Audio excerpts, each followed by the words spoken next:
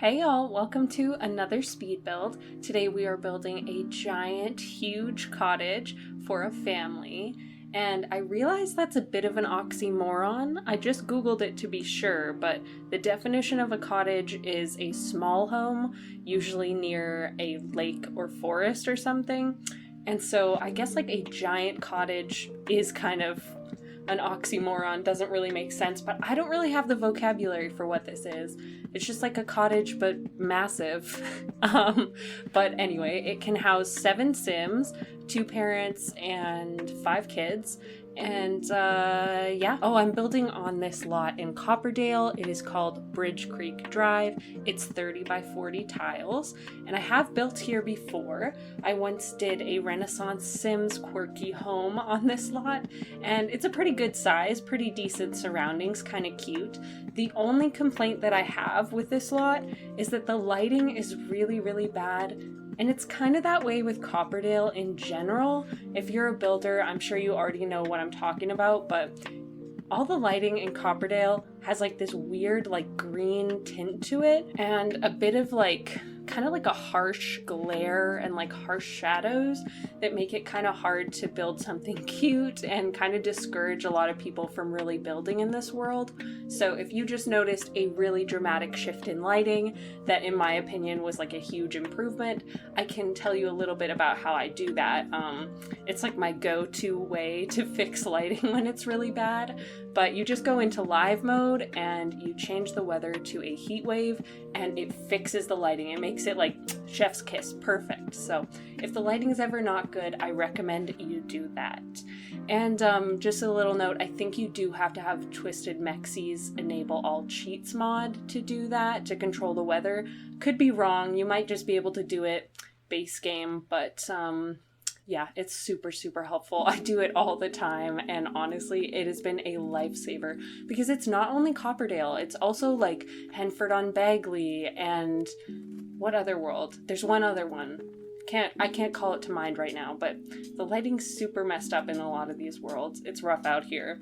But anyway, the general shape of this giant cottage has come together. It took me a while to figure out the wallpapers that I wanted to use, so I did sort of jump over quite a bit of that. But in the end, I decided to go with 2 wallpapers.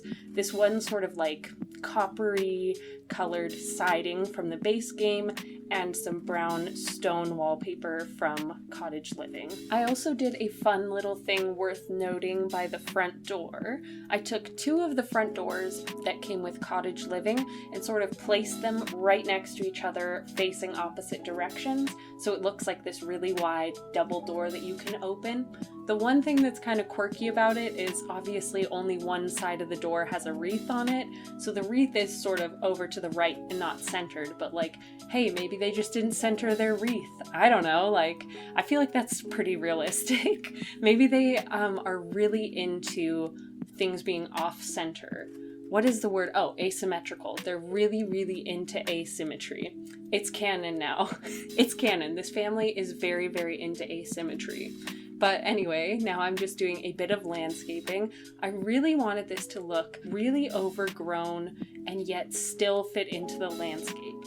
Because the landscape isn't super overgrown, I would say. I had to hold back a little bit with like, you know, the landscaping. I couldn't really overdo it, but I tried to make it look cozy anyway. I snuck some really, really tall cypress trees into a lot of the corners of the house to just sort of like make it all like nuzzled with nature. Does that make sense? That was such a weird sentence. But I also sized up a bunch of base game bushes to make them look like trees, and I just think it gives a really, really cozy vibe. Over here on the left, I did have a tree, but I decided to get rid of it and put this cute little tractor there instead as a bit of a fun statement piece, I guess. Like maybe it was left here by the original owners and they used to have like a big farm, but they split up the land and sold it, and you know, these people live here in this cottage, but they don't really farm the land. I didn't add any cows or chickens or garden plots or anything. You could really easily add them if you want to use that kind of gameplay and those sort of activities, feel free. There's some space in the back as well, not a ton, but enough for a chicken coop or two if you wanted to. And thank God I'm finally getting around to painting those chimneys. They were bugging me so much. For some reason, I just didn't paint them forever as I was doing the landscaping, and it didn't bug me as I was building them, but as I was watching myself build them and trying to do this voiceover, it was so distracting. But yeah, it's over now. I'm so sorry about that. But yeah, I decided to go with this brick from, I want to say City Living, that's sort of a brown rather than a red, and I thought that just sort of complemented the color scheme of the home. And now I am kind of changing up the driveway a little bit. I realized it didn't really match with the pathway that leads up to the lot, the one that just comes with the world. So I was like, okay, I've clearly got to add some lighter paint in the center here. So I went ahead and tried to do that. And it's not an exact match to the existing pathway, but I feel like it's quite good. I'm pretty proud of myself. And now we are starting on the interior of this home. So full disclosure, I lost the footage of the interior of this home. It was really rough. It was one of those times where I had to take a deep breath and count to 10. And I was like, I just finished building this whole home and realized that I hadn't even started recording the interior yet. So thank God I didn't lose the exterior footage, but did have to go back in and redo the entire interior. So you better be grateful is what I'm saying. Just kidding, of course. I didn't really mind it that much because I kind of figured that if I already knew how I was going to build the house, there would be less trial and error and thus less editing to do. So that was actually really nice. The interior took almost zero editing, whereas the exterior, where I was building in real time, took a lot of editing, more than usual. It's just, I don't know, something about this home was just took a bit of trial and error to get it to work, but I think it came together really nicely. Anyway, so I finished building the whole entryway and first bathroom, and now we're moving on to this living room. So I went ahead and I used these base game couches that I really don't use often, and I can't remember whose build it was. I want to say Miss Griffey or Simlissy, because those are the two builders that I've been watching most as of late. But they used this couch in this swatch, and I was like, I totally forgot that swatch existed, and look how cute and normal it looks. Because I think the default swatch for this couch is red and white, which is the weirdest color for a couch ever, so I always just skip over it, and I totally forget that there's this normal brown one. So I was really hyped for that. I love a good neutral couch, so this is your reminder if you forgot to go through all the swatches of older items and just see what's there. Especially since they did that base game update a while ago, I feel like there are a bunch of swatches that I haven't even really discovered yet. But anyway, that was the living area. I went ahead and added a little grandfather clock and a couple other things just for decoration, but mostly it's just a fireplace and a little seating area. I also added a little gallery wall heading up the stairs, which I thought was cute, and a little bookshelf so your Sims have something to read. But now we are working on this first bedroom. So there are two bedrooms right off of the living room. The doors sort of frame the fireplace, which I thought was cute, and this is the first one, I imagine, for a teen. I didn't really have any thoughts as to what gender or personality this teen would be, but they like green, apparently. You'll notice throughout this build that I kind of gave each kid their own color, which if they don't have a personality, at least they can have a favorite color, And I'm just gonna go ahead and hype myself up a little bit right now, if you don't mind. I think I did so good on this bedroom. This is one of my favorite bedrooms that I've done in a long time. And you know what I think it is? I think it's the weird shape. Because hear me out, when you do the same shape of room, same shape, same size, you kind of get into a habit of doing things a certain way, and then you're oh, I know how to do this, I'll just do it like I did it last time, and you just fall into this habit, you can really just start to create the same bedrooms over and over again, and it's hard to be creative. So I think the really strange shape forced me to actually think about what I was doing. That sounds really bad, but it forced me to really consider where I was putting things and think outside the box, sort of, and I feel like it turned out really, really nicely. That's probably my favorite room in the entire home. Probably not a great thing to say. It's all downhill from here. Just click off now. No, I'm just kidding. But this is the second bedroom. It is more yellow and I love it so, so much. I used that swatch of the high school years bed that's like really, really bright blue and yellow floral pattern. And I've never used that before, but I was like so glad that I used it here because it's like so full of personality and it has a matching ottoman, which I grabbed later. And it had so many colors to draw from, like these posters on the wall. They all like sort of tie back into that color scheme that came from the bed. So yeah, super excited that I finally figured out a use for that bed. There's that matching ottoman I was talking about. And you may have noticed that I made a little faux vanity by the window over there. And I just did that by using that one dresser that comes from Cottage Living, the one that sort of looks like a vanity. It has a mirror sticking out of it. And I combined it with a second dresser of a similar wood tone from Cats and Dogs. And I sort of just sized them up and down using the tool mod to get them exactly right and just like combined them perfectly.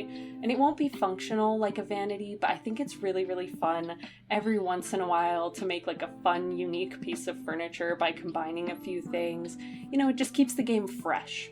Anyway, we are here in the not living space. This is the hallway. This would be a very cramped living space if this were the living space. But speaking of custom furniture, I went ahead and sized down a island counterpiece with a chair attached to it and a computer attached to it. I'm doing a really bad job of explaining this, but I sort of made a custom desk using a shelf, if that makes sense. My words aren't working today, so I'm not going to try and describe it further, but like you saw it and hopefully you understand. If you don't, just leave a little comment asking and I will give an explanation. And then here I am putting curtains where I forgot them in the living room. Whoopsie, sorry about that. And a rug. I realized I did not put a rug here. And that's like, I don't know. I feel like living rooms feel kind of unfinished without a rug, so thought I would do that. And then here we are in the kitchen using the same tile that I used for that first bathroom, which is like kind of a fun, like colorful swatch from Parenthood. It's like green, blue, pink, but also like quite brown. So it ties in to like the color scheme of the home very well. And then, you know, these counters are super, super brown. They are from Cottage Living and they combine two tones of dark wood. And I don't know, it's just like so, so cute. And I clutter up the counters a little bit, but not too much. I don't know, I just wasn't in a clutter mood, so I didn't clutter up the counters too much. Let me know, do you prefer a really, really cluttered counter or a more plain counter in gameplay? And is it different when you build versus when you play? Because for me, when I'm building, I love to put a bunch of clutter, usually. Not today for some reason, but I usually like to put a lot of clutter. But then when I'm playing, I always find that it gets in the way, so I end up deleting it. But I'm way more of a builder than I am of an actual Sims 4 player. Anyway, yeah, let me know your thoughts down below. I feel like a real YouTuber when I say that. Also, smash the like button and smash the subscribe button and smash all the buttons. Thank you. But yeah, I don't really know what else to say about this kitchen. I went with base game appliances, the sort of more older fashioned looking ones. And this is kind of controversial, but I think it's really, really cute when you combine black and brown. Some people say they don't go together, but for me, I feel like they really, really do in this sort of like fun, quirky way. So lately I've been really enjoying playing around with like brown and black. And also like brown and purple. I heard Miss Griffey say on one of her videos recently that that's like one of her favorite color combinations, and I had never really thought about it before, but I was like, you are totally right, that is so pretty, or like that would be so pretty. So I've been trying to play around with that in my builds as well. Kind of sped through it, but I made a little dining room as well, a bar height table with some of those fun bar stools that came from the Industrial Loft kit, and then right off of the dining room there's a little powder room. No shower, obviously, just a little toilet sink situation. And here we are in the garage. Why did the word for garage like escape me for a second? But You can't actually get to the garage through the home. You have to go outside and enter through the garage door. If that bugs you, you can always just go ahead and delete the little hutch that I have in the dining room and add a doorway instead. Shouldn't take too long, about 30 seconds maybe. But I just wanted this to be like a really fun place for the kids to hang out, and the parents, I guess. So I add like a little scoreboard, or I guess I add a little ping pong table and then a chalkboard on the wall that could be used as a scoreboard. That's what I meant to say. Anyway, but yeah, just like a fun place for the kids to hang out. There's a little scouts board in there. There's even laundry, so I guess that's not as fun, but it is useful. And then here we are moving on upstairs, starting on the bedrooms. This is the master bedroom, and again, I'm playing around with brown and black. I think it's a really fun combo, and especially since throughout the whole house there was sort of a lot of brown and black, I thought it was appropriate to do a brown and black color scheme for the master bedroom. You know, the parents are probably the ones who have the final say in how the house is decorated, you know? But I was so excited I got to use this bed from high school years in my favorite swatch. It's a very popular one. It's got the brown pillows and the black bedspread with like all the cool swirly designs on it. Amazing. There's also a, oh my god, my words today, they are just totally gone. I can't even think of them. There's an ensuite off of the master bedroom, but I didn't bother decorating that on camera. I figured it looks very, very similar to that first bathroom I did. Just add like a shower tub combo and you've got the idea. So, yeah, if you're like dying to see that, don't worry, there will be some screenshots of it, or you can always just go to the gallery and look at it firsthand. Oh, I should say, if you want to download this or any of my other builds, just search the hashtag Alicia Sims on the gallery and they should come up. So yeah, this one's actually already been up for a few days as I'm recording this voiceover. Anyway, back to talking about what's actually going on screen. We are here decorating this second bedroom upstairs. It's for, I don't know, like maybe a tween, like someone who's about to become a teen or just became a teen. I know that there isn't really a tween life stage in The Sims, but like just pretend that there is. And now we are moving on into the last bedroom. And this is for 2 Sims. I figure since it's such a big bedroom, why not? And I'm sort of reusing that green color scheme. So I guess not all of these kids are completely original, but yeah, just adding a few little fun items in here and trying to make it cute. I gave them matching loft beds with desks underneath, a couple of skill building items, a guitar, an easel, and yeah. So we're coming to the end of this build. I hope you enjoyed it. If you did, feel free to leave a like. It would really, really help me out. If you disliked it, feel free to leave a little dislike. That is totally your right, and I think you should do it. Also, feel free to leave a comment with any suggestions that you might have. I always love hearing your guys' ideas, and I do run out of ideas quite often. And yeah, if you want to play in this build, it'll be on the gallery. So thank you so much. Bye!